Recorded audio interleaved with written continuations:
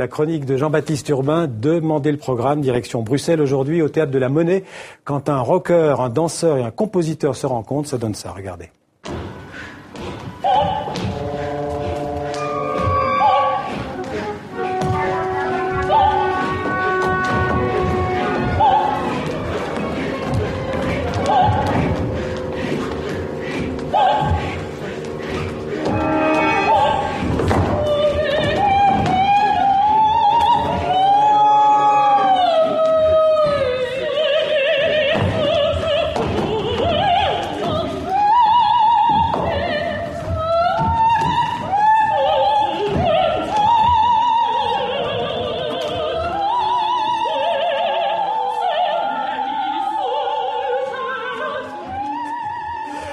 Alors c'est une création au Théâtre de la Monnaie à Bruxelles, l'Opéra de la Monnaie à Bruxelles, c'est Shell Shock, et les paroles en anglais, et d'un créateur d'ailleurs, celui qui a écrit le livret, c'est Nick Cave. Nick Cave. Il n'est pas connu pour ça au départ. C'est plutôt un rocker ou un bluesman, il est australien, mais c'est lui en effet qui signe les textes de cet opéra.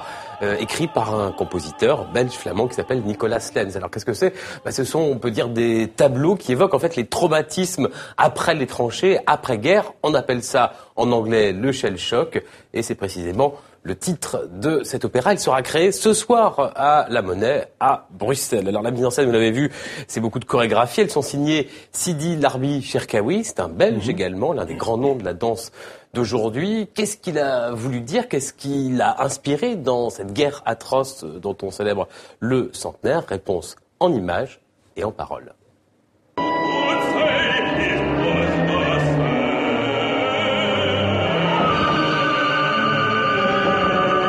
Certaines images qui peut-être font référence à la Première Guerre mondiale peuvent aussi faire référence à ce qui se passe maintenant ou ce qui s'est passé même cet été à Gaza ou des choses comme ça. Et dire oui, la Première Guerre mondiale, ça gonfle un peu. J'ai dit oui, mais si on regarde ça d'un niveau de qu'est-ce qui se passe aujourd'hui, on a encore beaucoup à apprendre, je pense.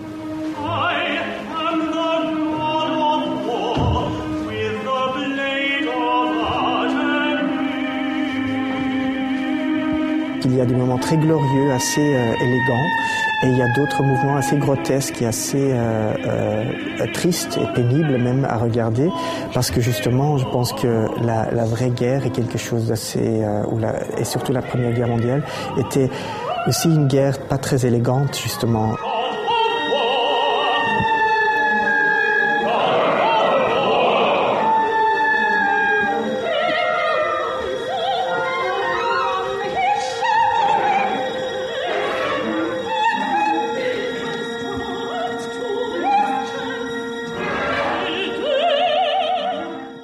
Alors on l'a dit, c'est une création mondiale, puisque chaque année la Monnaie en fait produit de nouvelles œuvres. C'est pas les œuvres du répertoire, c'est des créations. C'est ça, c'est des commandes. Il y a beaucoup même de maisons d'opéra dans le monde très réputées qui se cantonnent souvent au tube du répertoire lyrique. Là, non, à Bruxelles, le directeur Peter de Caluet a à cœur de créer des œuvres, d'en commander chaque année. On dit souvent que la musique contemporaine, ça fait peur, voire que ça se fait fuir. Or, les 10 représentations se donnent à guichet fermé.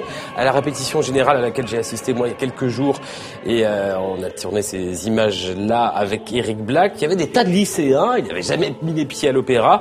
Au début, ils parlent, ils rigolent, et puis au bout de quelques minutes, ils se taisent, fascinés notamment, vous voyez, par cette mise en scène et ces installations vidéo. Oui, un opéra contemporain peut être un succès public, et d'ailleurs, le compositeur, lui, n'en revient toujours pas. J'ai pas d'explication pour ça. Le marketing peut-être était très bien, peut-être c'est un sujet aussi qui beaucoup de gens intéressent, qu'est-ce qu'ils vont faire avec ça dans un opéra. C'est aussi peut-être l'ensemble des artistes, des 3 artistes, qui est assez rare, comme Larbi, Nick Cave et moi, des gens qui viennent d'un monde complètement différent. Et peut-être les gens sont très curieux pour savoir qu'est-ce qu'ils ont foutu, quoi.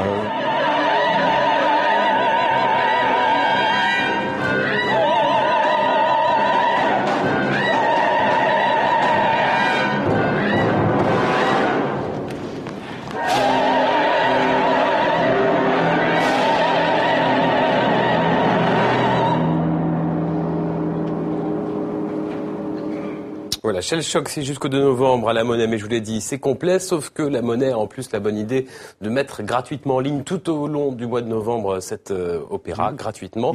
Alors peut-être que la Monnaie n'aura pas très longtemps les moyens de ses ambitions, puisqu'on l'a appris cette semaine, le nouveau gouvernement belge a annoncé des coupes dans son budget, dans le budget des institutions culturelles fédérales. Nos confrères du quotidien Le Soir ont, entre autres, parlé de massacre. On suivra ça de très près. Merci Jean-Baptiste.